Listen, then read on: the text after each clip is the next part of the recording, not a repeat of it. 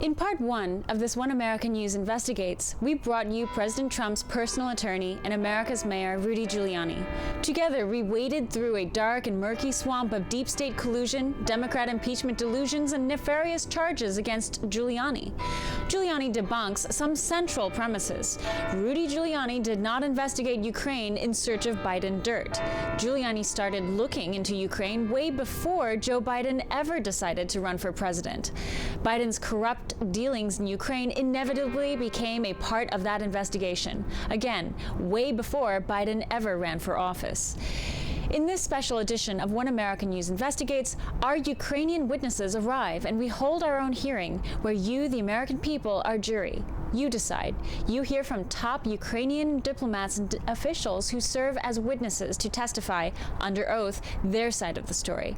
The side that not only vindicates President Trump amidst 3 years of a Democrat impeachment circus, but if investigated by our Justice Department, could spell the end of Adam Schiff and Democrat credibility for years to come. For each success President Trump adds to his historic first term, Democrat dreams of a 2020 White House grow dimmer. Democrats have since realized impeachment is increasingly their only hope, seemingly at all costs, something they realized from day one, but has become a realization that's only grown more desperate as we enter the eve of election 2020. In July of 2019, Democrats seemed to feel they found their impeachment kill shot. For this next act in the Democrats' impeachment fairy tale, they needed a villain, a damsel, and a prince. In this case for the Democrats, their damsel in distress is Joe Biden, innocent in every conceivable way. The Democrats' villains of choice? President Trump and his personal attorney, Rudy Giuliani. And, of course, Adam Schiff and Jerry Nadler were to share the heroic princely duties. Earlier in this series, One American News sat down with Rudy Giuliani. He told us how he got involved with Ukraine, how his curiosity about Ukraine was sparked by an unverified report of Democrat collusion, a report he then verified with documents and witnesses. Next, Giuliani showed how all this took place under Mueller, not over Joe Biden, and how by default no one could look into the corruption of Ukraine in the last few years without running headlong into the story of Joe Biden and his involvement in pulling the political strings in Ukraine in order to protect his son, Hunter Biden, the one with the cocaine, fidelity, and money laundering problems. If this were a trial, your first 3 witnesses would be Shokin, Kuliak, and Kolonitsky. All 3 of them say, it's not just one witness, it's not just Shokin.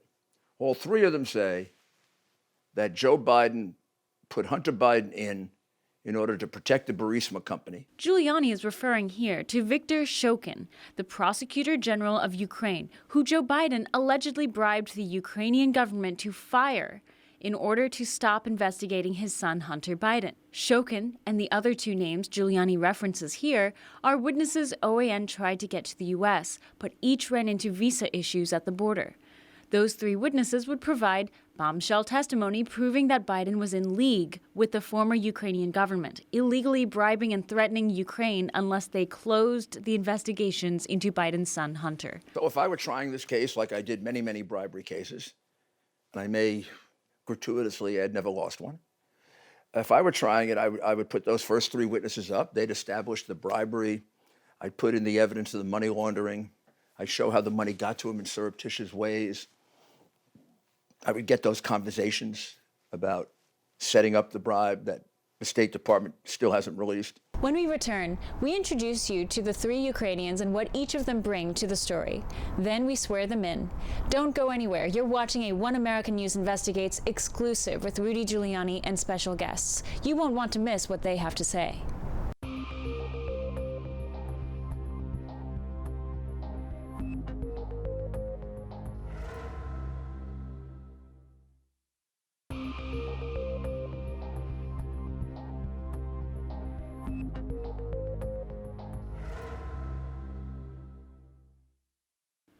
We come back to previewing our 3 witnesses with President Trump's personal attorney, Rudy Giuliani. 3 of them each bring a narrative utterly inconvenient for Adam Schiff and the Democrats as their impeachment inquiry snakes its way into impeachment proper. So who are they, and why should we listen to them? Andrei Teleshenko, the former Ukrainian diplomat to the Embassy of Ukraine here in Washington. He was the former advisor to the Prosecutor General of Ukraine and the former advisor to the first Deputy Prime Minister of Ukraine on security and intelligence. What is important about his testimony? So another whole area of crime here, collusion. So Andrei Teleshenko was in a very, very strong position to observe this. He worked in the prosecutor's office as a fairly young man at a fairly low level. He can testify that Biden's son was under investigation, which the Biden people are lying about. He can testify that the case wasn't debunked, which the Biden people are lying about, and so is the American media, NBC, CBS, the New York Times. If the case was debunked, there's no evidence. There's no debunking report, right? Because nobody debunked it. And then Andrei can explain the other side of this case that's equally as damaging, and that is the tremendous amount of interference by the Ukrainian government in the 2016 election at the request of the Democratic National Committee, the Hillary Clinton campaign, Fusion GPS. He was there for direct conversations with the ambassador, who eventually had to be dismissed. Next witness, Mikhailo Okendovsky. He is the former head of Ukraine's Central Election Commission, one of the most influential positions in the Ukrainian government. Tell us why we are hearing from him. Well, it's relevant because, first of all, when you prosecute a case or try a case or you try to search for the truth, every witness is going to have some issue. Shokin has some credibility issues. How do you deal with it? You deal with it by some other witness who maybe has different issues but corroborates it. People forget that we convict criminals on the testimony of people like Sammy the Bull, people who cooperate.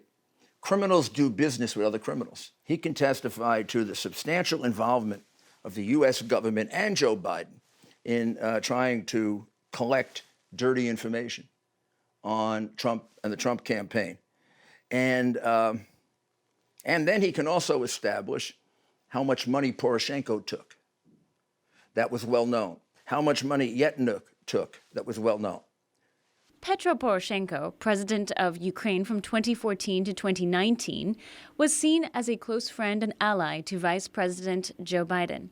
Poroshenko was initially praised as being the outsider Ukrainians hoped could battle decades of corruption. Why is that important? That shows that whole thing about Biden wanted Shokin fired because he was corrupt is untrue. Because all he cared about was minor corruption, but didn't seem to care about somebody stealing most of the country, who he was palling around with. Okendovsky's testimony debunks the Schiff and Biden narrative that DNC collusion with Ukraine was all a giant conspiracy theory. Next, we have Andrei Artemenko, and he is a former member of the Ukrainian parliament. Artemenko was an opponent of Poroshenko for several reasons. Artemenko probably picked up earlier than most what a big crook Poroshenko was. Poroshenko came into office with a great deal of hope. Two very, very knowledgeable Ukrainians told me he's become the biggest crook in the country. And I said, why? And they said he wasn't content being a millionaire. He wanted to be a billionaire. And he wanted to be an oligarch like, the ones he sees around him. So Artemenko recognized that fairly early. He was a major opponent of Poroshenko.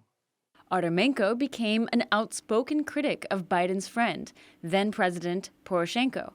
Giuliani says Artemenko, who had been pro-Ukrainian his entire life in his opposition to Poroshenko, was then painted as a pro-Russian spy by Poroshenko and his media minions, despite the fact that Poroshenko was known to have been buying used equipment from Russia, a country killing Ukrainians daily. And then finally, he can deal with the one really big dramatic transaction that has actually resulted in a court finding of illegal behavior by the Ukrainians with the Democrats in Ukraine, and that is the Black Ledger.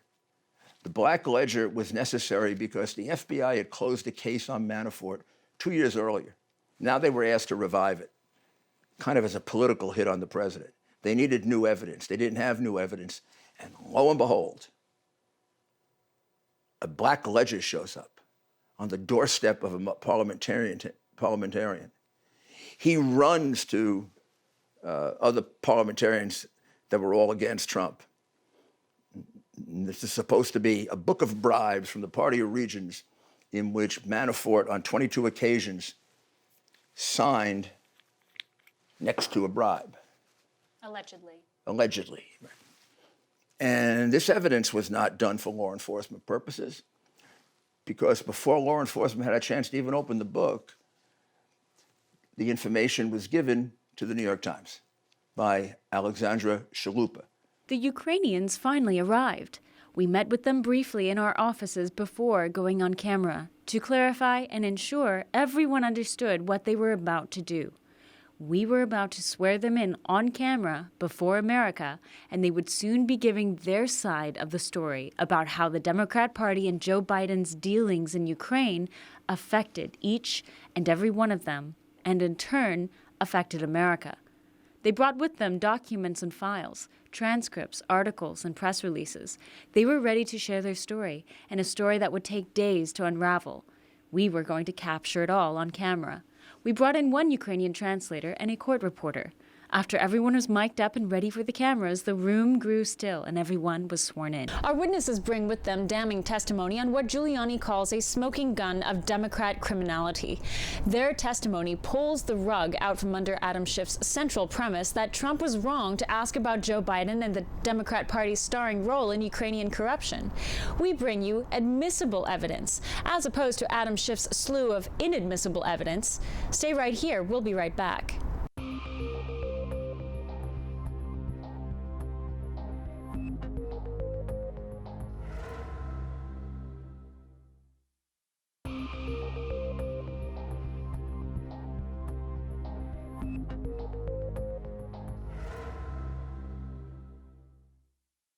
Our three Ukrainian witnesses swore under oath to tell the American people the absolute truth as they were about to testify firsthand accounts of DNC collusion and how the Democrat Party had been interfering with the American election in order to keep Donald Trump from victory. This is where we need to brush up on the Black Ledger, the so-called Book of Bribes that pointed a big accusatory finger at Paul Manafort, claiming it was proof Team Trump took money from the Russians. Basically, the Black Ledger was produced somewhere in late May of 2016. It was a blockbuster. It showed that Manafort, and then it came out over June and July, that Manafort was taking bribes, signed for them in the Black Ledger. He signed his own bribes. He signed his own bribes in the Black Ledger. Now, you asked him and about therefore, this, right? And therefore, he had to be fired as the campaign manager of Donald Trump. Enter DNC operative Alexandra Chalupa, whose fingerprints are largely associated with the document. There's a big story happening here in America, and it's not being told by the mass media how it really happened, what really happened behind the scenes, starting from the prosecutor's office in Ukraine with an investigation into Burisma case and Hunter Biden, ending with the situation here in America where you had the Ukrainian embassy colluding and working with the DNC on the behalf of Ambassador Chali and his DCM Oksana Shulyar And this is from first-hand Ukraine. information. I was a first-hand witness of all this processes, starting from the prosecutor's office and then with the situation here in the Ukrainian embassy in Washington. Teleshenko says he was instructed at the embassy to keep an eye out for any dirt against candidate Trump, and if he found anything, to alert Chalupa. All this dirt collecting takes us to January 2016. At this time, the Trump campaign is 7 months old, and already Trump holds a sizable lead in a crowded Republican primary. Polls placed Trump at a whopping 35%, leaving second-place contender Ted Cruz in the dust at 18%. In January, Teleshenko attends a meeting at the Obama White House. There, he says, the Obama NSC asked for any information and dirt on the Party of Regions, a pro-Russia political party in Ukraine. Yeah, there was a meeting with the three prosecutors, the two deputy prosecutors, Sakuralidze and Khodnitsky, and the head of NABU, Mr. Sitnik, who were in Washington for a 3-day visit. And there was a meeting at the White House where That you were at. I was at and I was involved in with the delegation from the Ukrainian side with those 3 prosecutors. The person who would arrange this visit for Teleshenko and the Ukrainians? An Obama NSC member named Eric Shermella. Teleshenko showed us the White House logs as evidence. Shermella was a member of both the Obama and Trump NSC, was a Ukraine expert, worked for the CIA, is a registered Democrat, traveled with Joe Biden, and was reportedly fired from the Trump White House for sabotaging documents. His co-workers, who also left the Trump White House under dubious circumstances, now work for Adam Schiff. Interestingly, Shermella's profile fits the exact profile of the so-called whistleblower who started this entire impeachment inquiry. Mr. Shermanella got my invitation into the White House, and Those other logs. staff. We have to be careful with Mr. Charamel. Right. He's one of the protected species in Washington. Can you tell us what you were there for the White House for? Who called the meeting? The Department of Justice asked them to come to Washington for a training meeting in Washington for 3 days. Okay. The first meeting we had was in the White House, Obama White House, National Security Council, at the Eisenhower Building. 5 months after Teleshenko interacted with Chalupa, Chalupa wrote DNC comms director Louise Miranda about how she discussed Paul Manafort with Ukrainian reporters and was keeping her pal at the New York Times, Michael Isikoff, up to speed. Isikoff is the reporter who would ultimately break the Black Ledger story. Chalupa adds in her email she had a Trump component. That's an admission of exactly what they investigated Donald Trump for 2.5 years to the tune of $35 million. Mayor Giuliani, why is his testimony important to the general discussion as we discuss corruption in Ukraine? Andrei Teleshenko's testimony is critical because, first of all, it should be pointed out, it's corroborated by 8 or 10 other people. Second, you said something that just struck me immediately when you said to him, you have firsthand knowledge. We just sat through 2 weeks of Adam Schiff putting us through 2nd, 3rd, 4th, 5th, 6th, 7th, and 8th hand knowledge. This man has firsthand knowledge. So you can attack his credibility all you want. And the enemies here have done that. Attack their credibility, my credibility. But you can't say it isn't evidence. He has personal evidence. Just one example, the American media and American law enforcement doesn't give a darn about this evidence. He's not anonymous. He's not an anonymous informer. He's not an anonymous whistleblower. He's not hiding behind a curtain. He's sitting right there and he's saying, that woman who worked for the Democratic National Committee asked me to get foreign information that could be inserted into an American campaign that was going to be leaked to the press, and that would blow up his campaign and destroy him as a candidate. So a political party in the United States working with a foreign government to actually affect or change the outcome of a U.S. election. On purpose and provable, but ignored by the mass media and ignored by, even more tragically, the Justice Department and the FBI. Days after Chalupa's email, the Black Ledger debuts, landing on the House steps of Ukrainian politicians and media. Lo and behold, Michael Isikoff of the New York Times broke the story about the Black Ledger on the U.S. side on how it implicated Manafort and the Trump campaign. It landed on the doorstep of Andrei Artemenko's home. Artemenko, at the time, was a member of the Ukrainian parliament and says he found the documents and didn't know what they were initially. First of all, it's copies. It's not the original. It's not even one original copy. I saw it in my own eyes. I've been there.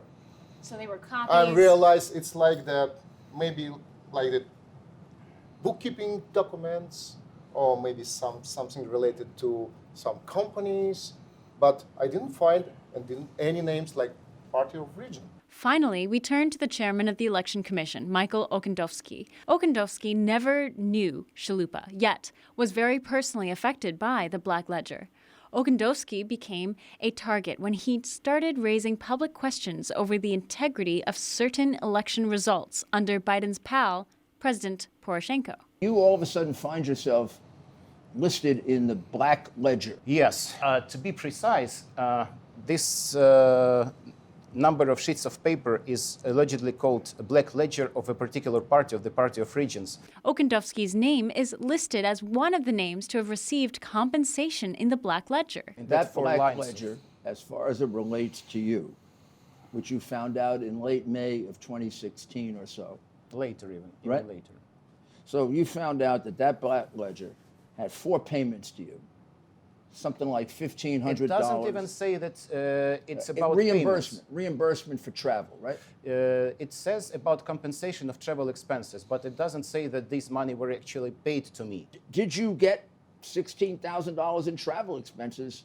No. Is that true? So the entry about you is false, Yes. and the purported initials are false.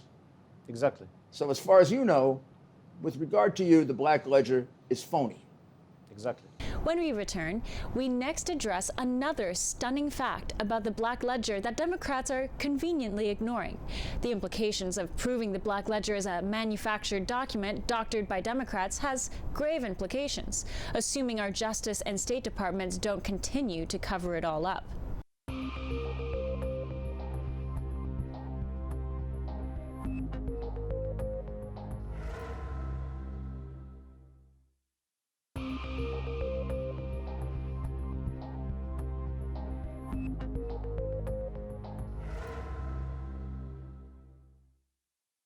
We just asked 2 of our 3 witnesses about the Black Ledger. Remember, anyone who dares question the authenticity of this book of bribes is immediately labeled a tinfoil Mad Hatter by Democrats. And for Democrats, it is imperative that they continue to insist the document is real and is proof Trump is an agent of Russia. If proven that Democrats funded, manufactured, and peddled this document in conjunction with Ukraine to take down candidate Trump, they risk losing any scrap of credibility they have left when it comes to impeaching this president. But 2 of our 4 witnesses just provided compelling testimony. The Black Ledger has Democrat fingerprints all over it. If true, this would debunk Schiff's claims that the Black Ledger is a real document. It is absolutely fake material, and as regards to some particular lines, allegedly of handwriting similar to my handwriting, I'm totally sure that I know for sure that I never wrote that. Signed. I never wrote that, and I never signed. You that. are a very significant Yes, witness here The because your handwriting name was is really similar to mine.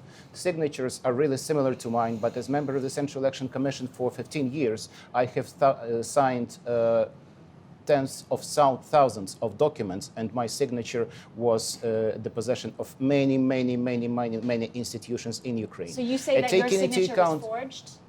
My handwriting and my signature obviously do not belong to me. Our 3rd witness, the former member of Ukrainian Parliament, Andrei Artemenko, adds a shocking and inconvenient detail. The party of Rion, from whom this ledger allegedly came from, ceased to exist by February 2014. Okendowski adds that nowhere on the Black Ledger is mention of the Party of Regions, yet it is arbitrarily reported as coming from the party. And Artemenko notes how the Black Ledger covers a period from 2007 until 2012. Artemenko reminds us how the Party of Regions office suffered a massive fire by an arsonist. This Black Ledger, adds Okendowski and Artemenko, if the dates are to be believed, had to have survived this fire by some miracle. Everyone knows that. There was an arson at the office of the Party of Region. The office was burned and 1 person was killed. I was very much surprised that four years later, after the last date indicated in the so-called ledger, and more than 2 years later, Party of Region ceased its active operations as political party, the so-called ledger appeared in Ukraine. The way it was presented to public created feeling that it is a very well orchestrated screenplay of a pulp fiction movie or a political thriller written well in advance and not in Ukraine. Artemenko concurs, adding the ledger was made in America. You call it Black Ledger. It comes from here. It's not from Ukraine. We never even used this one. Both Okendowski and Artemenko believe the U.S. Embassy was involved in the manufacture and dissemination of the Black Ledger. Every individual, every institution who participated in presenting these materials to public was in some context, in some way, in my opinion, linked to United States Embassy in Kiev. It was looking very, very artificial. So these very papers artificial. miraculously are supposed to have survived this fire. Mayor, remind the audience, the jury, if you will, why the Black Ledger, if it is proven, if these three gentlemen are correct in their testimony, that the Black Ledger is a manufactured document by the Democrat Party, remind the jury why that's important. Well, it's important for this reason. They had closed down the case on Manafort in 2014. Greenaway, the FBI agent, apparently, and Jovanovic, the ambassador, wanted to rejuvenate the case. And that conversation from the Obama White House was, go find us evidence on the party of regents so we can reopen the case. From the Obama The White House. FBI had taken the position, we closed the case, we analyzed all the evidence then, so it's going to look stupid if we reopen it for no reason. You have to present us, and this is very common in law enforcement, with newly discovered evidence. Now, you've got to make a decision. Was there really newly discovered evidence, this Black Ledger, or did they make up newly discovered evidence? Manufacture Right. evidence. So here's the reason why you would think they made it up. All the records of this party were destroyed in 2014. February 2014. In a fire. So the chance that this ledger survived is minimal. If it did survive, I kind of, as a prosecutor, want to see a couple of burn marks on it. Like a little burn, a few burn. At least they could have done a better job, like test. little Formal match, test, thrown a few ashes on it. Exactly. I mean, the mafia would have done that. And but even then, we could have probably proved it wasn't. All of this was happening under President Poroshenko's watch, Joe Biden's friend and ally. Each witness then relayed how each of their reputations were maligned soon after they started speaking out against election corruption, DNC collusion, or suspicions about this Black Ledger and where it came from. At this point, we step back and ask, what's the other side of the story? Democrats and their media slaves claim each and every one of these men are either spies or compromised figures. For the diplomat Teleshenko, Democrats diminish his title as a minor player in the embassy and someone who offers no evidence. Add to this a healthy dose of a baseless Russian spy accusation. To this, Teleshenko offered us his CV and his background. As advisor to the Prosecutor General's office, Teleshenko outranked even diplomats Democrats have brought in as star witnesses for themselves, outranking men like George Kent. The smear campaign against Teleshenko began, he says, after he started speaking out at the embassy and left in June of 2016. Teleshenko decided to whistleblow on the collusional activities he had witnessed at the embassy. I tried to go through official channels to get this case investigated by the FBI and the Department of Justice, and through the State Department, through official channels. And I was blocked and put as a Russian spy also as Mr. Artemenko, and tried to destroy my reputation so nobody would listen to me in Washington and nobody would take me seriously. And then when I got this information to Mr. Giuliani and this evidence, then it got even worse, but still at least I know that it's going to get investigated. For Artemenko, his fate was more than a smearing in the media. As a member of the U.S.-Ukrainian caucus, he watched U.S. politics closely. During the 2016 campaign, he came out in support of Donald Trump, the candidate. This support, combined with his popularity and his outspokenness against Poroshenko and Poroshenko's relationship with Joe Biden, resulted in Artemenko being stripped of his Ukrainian citizenship. He says his story is a mere snapshot of a far bigger problem happening geopolitically between the U.S. and Ukraine. The American people deserve to know truth. What exactly happens in Ukraine during the campaign 2016? What exactly happens in the highest level of Ukrainian politics and most important things with the decision maker who lives in Ukraine, who've been part of Revolution and Dignity, who fighting against corruption, who fighting against everything what is wrong in Ukraine the years. Unfortunately, they fighting against Republicans in general, against President Trump in person, and how they try to support the Democrats in general, and Hillary Clinton in person during the campaign 2016. Artemenko, a lifelong Ukrainian loyalist, was soon granted that default one accusation fits all. he was accused of being a Russian spy for trying to negotiate a truce between Ukraine and Russia. Getting ahead of themselves and not bothering to ask any questions, the New York Times ran with this story, going one step further. February 19, 2017, the New York Times published the article. We find out the back channel between Trump and Putin. In the middle of this back channel, this is member of Ukrainian parliament, Andriy Artemenko. They accused you of being me, exactly me. It's divided my life before. You were the and back after. channel to Putin? I been the back channel between Trump and Putin. Did you talk to the New York Times? He's a spy. He's also a spy. They accuse me And of we got him Russian here. We spy. better watch out. He's a Got a spy. in our Senate. Two quick questions just to finish up the New York Times accusation that Oh, you yeah, are please. a Putin-Trump back channel. Thank you. Have you ever met Vladimir Putin? No, never. You've never spoken to him? I never spoken to him. I never met him.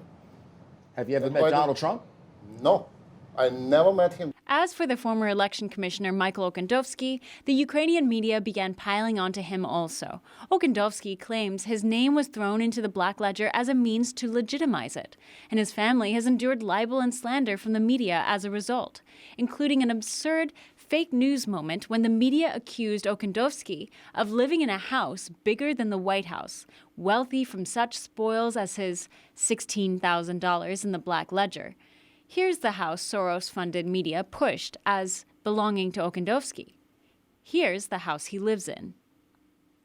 They needed to discredit the statements I did at that time, and they have chosen the way of discrediting me personally, rather than discrediting my statements, which were absolutely true and correct at that time. Went to court against one of TV channels who spread that news, and that TV channel immediately offered amicable settlement agreement. They immediately admitted that this information was false and incorrect, but nevertheless, many Ukrainians still believe that that legendary house, that miracle house, still believes to me and my family. These three witnesses have just provided personal, first-hand testimony about what Rudy Giuliani calls the smoking gun of DNC collusion.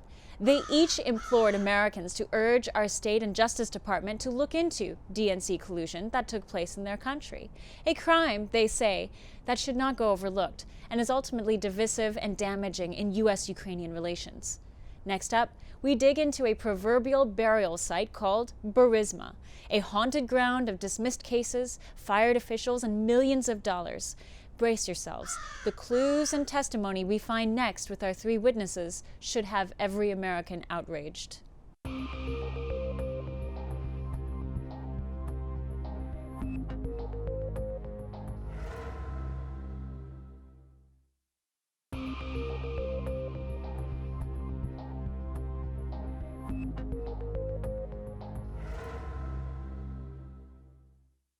Having discussed and laid out the Burisma case in Part 1, I asked our witnesses about the current state of investigations on Burisma. Under U.S. Ambassador Yovanovitch, who testified in Adam Schiff's impeachment hearings, accusing Giuliani of smearing her reputation, Yovanovitch is attributed to having closed whatever remaining cases were left open on Burisma once Biden got the prosecutor general fired. Under the Zelensky administration, however, there is hope, especially with figures like new prosecutor Konstantin Kulik. Just hours before our panel in D.C., Kulik announced he would reopen the Burisma investigations and investigate also Burisma's founder Zlochevsky. Как независимый прокурор And he открывает wanted новое to do уголовное дело. that, to open these cases as an independent prosecutor to continue investigation. However, while taping this segment, Kulik was fired. As of this broadcast, we are still collecting facts surrounding his firing. I interviewed Mr. Konstantin Kulik. Kulik He was- has very, very substantial knowledge of the whole thing, of the collusion, the Black Book, the bribery, the Biden bribery, the extent of it. Я делаю очевидный логический вывод, что он был уволен He's another исключительно witness. He would, по if команде со стороны He's a реальных witness that we want to bring to владельцев the и United руководителей Yeah, he's a witness. генерального прокурора So и logically его speaking, конечных I am владельцев making a в США. conclusion that he was fired because of the final Right. authorization made by the prosecutor general You know, if I and his colleagues. put this case together and tried it as a Hobbs Act extortion case or Foreign Corrupt Practices Act case, or a Kuliak would be the second witness. Shokin would be the first witness. Kuliak would be the second witness. Kolanitsky would be the third witness. Joe's tape would be the fourth witness. These people that you have named right now, they do not have an opportunity to come to the United States and testify here. This is where our panel then dived into the political weeds of the U.S. Embassy in Ukraine and how it is entangled in a system of NGOs who are directly funded, say our witnesses, by George Soros money. Okendowski argues that the Ukrainian system needs to be completely overhauled. It is currently run by a complicated system of third-party NGOs like NABU, the Anti-Corruption Bureau, facades for Soros money and a globalist agenda, wholly endorsed by the Democrat Party. Мені дуже не подобається ситуація, коли українська дійсність підтверджує, що боротьба з корупцією є однією із форм, в яких існує корупція.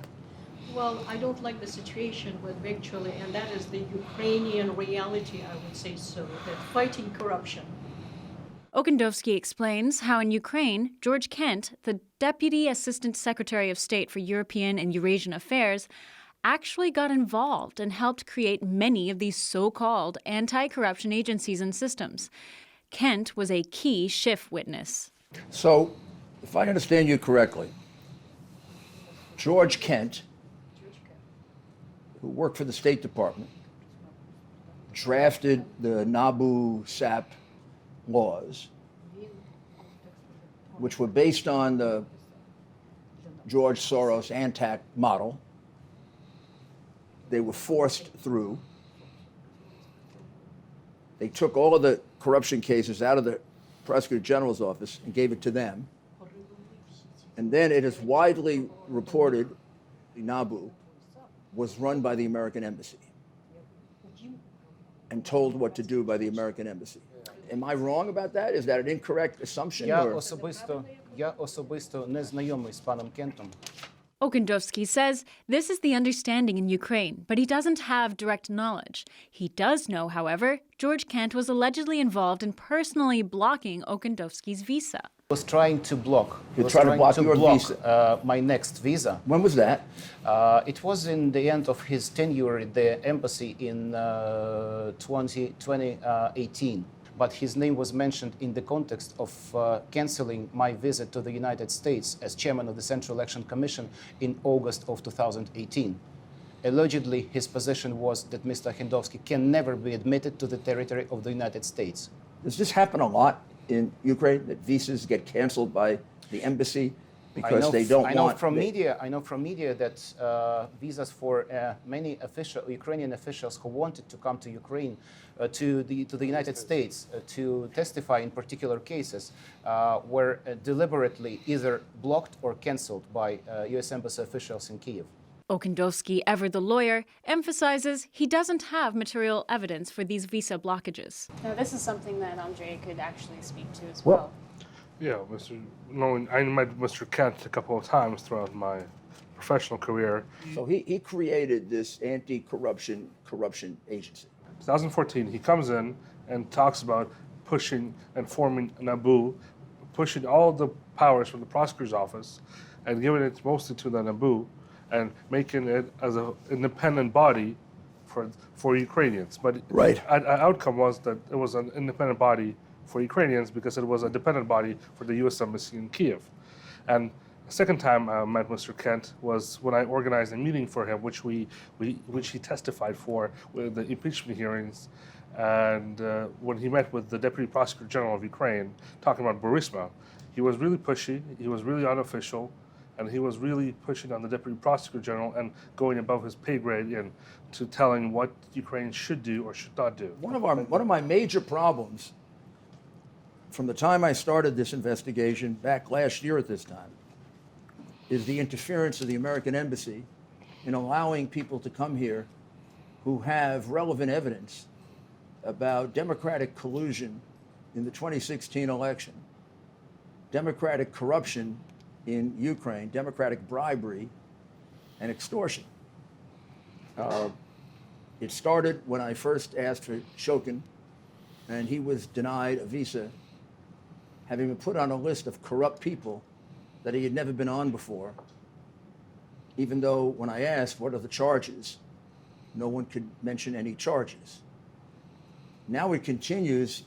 I can't tell you how many times I've spoken to Ukrainian prosecutors, whether it's Mr. Kulyuk or Kodnitsky or Lutsenko or you, Teleshenko, and you gentlemen, about how difficult it is to get visas. So is that correct? And who's doing this? Why is it so hard to get visas if all you're coming here to do is to give information to the press or to law enforcement? They're blocking it for different reasons. They act as a filter as to who can and who cannot come to the United States to give authentic, true, and correct information as to what is really going on in our country. Well, who makes that decision? Somebody at the embassy. I don't know the names. I once tried to discuss that with U.S. Ambassador Mrs. Yovanovich in Kyiv. I even wrote a personal letter to her after my visit to the United States was canceled in August 2018. I sent it personally to her, and then I raised this issue when I personally met her. It seems to me in September 2018. She pretended she doesn't know. She pretended she didn't know what I'm talking about. Now, do you have a visa now? I have visa. I have visa which expires in 2026, but I have information that the next visa, if I apply for it, will not be issued to me. It is blocked at the level of U.S. Embassy in Kyiv. I hope that I will not receive a notice of cancellation of my visa as soon as I return to Ukraine after But this you wouldn't visit. be surprised. I wouldn't be surprised, absolutely. Unfortunately, the people who works in the embassy, they decided who is the appropriate to visit of the United States and who's supposed to be denied. Even the last examples, what happens with Mr. Kulik. I would like to remind you, they sent the official letter to Department of Justice in the latest August 2000. Yes, exactly. What This is the letter. So that we make everything current, there are presently 3 gentlemen who are seeking a visa in Kyiv to come here and to tell us about collusion, about bribery, about the removal of the prosecutor for the purpose of protecting Biden's son, Zlochevsky, Burisma, all of these very important matters. None of them have ever been accused of corruption. None of them have been convicted of corruption. And they're all being held up. And Mr. Kulyuk had made an actual formal application back in August to come here, in which he laid out all the facts and the information that he'd be able to provide to us, which, as I read it, would go a long way in helping to prove federal crimes. Correct. And what happens yesterday, a few days ago, when they just opened a new investigation against Burisma? He was fired. So the embassy has not acted on this, or have they denied it? They put on hold. No response. So They this is put on hold, and Mr. Koloditsky's The same thing with Mr. The same Koloditsky. put on hold. Yes. He's an And Mr. acting Shokin has special been on hold for at least a year. And At least 2 years. 2 years. 2 years. And Mr. Koloditsky is an acting special prosecutor of Ukraine. He's a high government position official who wants to come to the United States, and his visa has also been put on hold. So this is outrageous. There are 3 responsible people who want to come to the United States to describe to us very high crimes that were committed at the highest levels of our government, which can only be determined by investigation. And they're being held, really, in Ukraine and not allowed to come here. Mr. Taylor's embassy is holding them back. Could it be that he testified recently? It was a rather confusing bit of testimony, but he is a somewhat elderly man. It was a confusing bit of testimony where he didn't seem to know anything. I mean, he didn't know who told him things. And How could they know what happened if they never questioned people do you like think me or this is a Mr. question Kavanaugh? of Mr. Taylor just not knowing what's happening in his embassy? Or do you think it's a question of Mr. Taylor not wanting witnesses to come here that will contradict the theories that he propounded before the House? Is there any possible reason to hold up these visas, except not to want America to hear this information? These are questions lacking innocent answers. They also lack oversight. Where is our law enforcement in all of this? Where is our FBI? The silence is deafening. None of this has been investigated on our side, something that seems to demonstrate a blaring double standard not only in our justice system, but in our fourth estate. Where media is supposed to be our society's watchdogs, it has instead become the guard dogs of a Democrat junkyard of cash, corruption, and dirty manufactured evidence designed to undermine the will of the American people. This story is not going anywhere anytime soon. We'll be right back.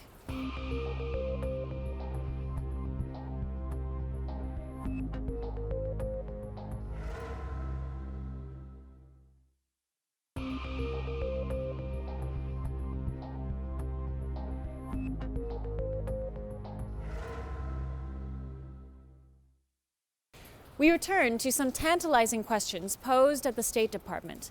Why is our U.S. Embassy in Ukraine under George Kent denying visas to key witnesses who could provide our Justice Department valuable information?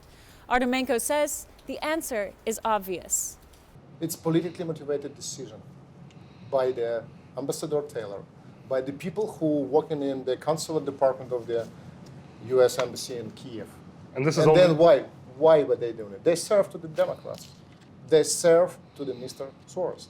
Here, Okendowski jumped in and added that the American people have a right to know that their taxpayer dollars are being misappropriated and misused by their U.S. State Department in Ukraine in order to obstruct justice and shield millions of dollars worth of corruption down the line. This State Department is being run by a single political party. How do you see this being solved? It has to be solved through a right now investigation. What the President of the United States asked Mr. Zelensky to, together with Attorney General Barr and the FBI, to investigate what really happened in Ukraine, and it's going to outflow this investigation what happened here in the United States, and to give the public, American public, Ukrainian public, investigation has to be done in Ukraine together with the United States authorities, and to show the public what really happened. Here in the United States, there's a certain reaction among Democrats, not Republicans or independents, but Democrats, particularly Schiff and people like that this was a terrible conversation that the president had with Mr. Zelensky. I read the conversation. It seems very cordial. It seems like a normal conversation. Mr. Zelensky has said he wasn't pressured by it numerous times. How was it received in Ukraine? People in Ukraine think this was... They don't understand what the fuss is about here in Washington. It's like, what are you guys talking about? Yeah. What happened? Yeah. I, as a former government official, saw talks with the U.S. ambassador before on a normal level where we had more quid pro quo, more pressure than during this phone call. Me personally, having graduated from International Law Department of the Institute of International Relations, I didn't notice anything unusual in the transcript in that conversation. It was polite. It was a conversation of presidents of two alien states. And me personally, I don't see any ground for the start of impeachment proceedings, which started here in the United States based on that conversation. In Ukraine, many people believe that that request for investigation was just a request for justice. That's the investigation I began in November of 2018. Exactly. Which was 2 years before Biden was going to run for office. 6 months before he announced for office. It was in the middle of the Mueller investigation. And the way it was presented to me, there's evidence in the Ukraine of collusion, much worse than anything in Russia, if anything took place in Russia. But worse than that, Biden is involved in it. And he's involved in getting secret money, Pinchuk's secret money, to Hillary, illegally. At that time, he was in the middle of the Mueller investigation, the president was. And you were his personal And as his defense attorney, this is like gold. Mm-hmm. All of a sudden, I can prove somebody else committed the crime. And that's why I started it. And the president of the United States, I can tell you this, is asking for this. He's mostly interested in the collusion more than he is Biden. He spent 100 lines on the collusion and 5 lines on little Joe Biden. Just about that. His real interest is the collusion because he wants it to stop. He's asking for. And he really believes that he has a president, and it's a bit of a test of this president, which we said at the beginning. Is he going to be what we always hoped Poroshenko would be, or him, or is he going to go the other way? And I think he feels if he can show he can investigate and clean up this historical corruption, we got a good chance. A good chance after years of embedded corruption at the highest levels, something Ukrainians and the Trump administration are cautiously optimistic is due for a change that can only be accomplished under the right leadership.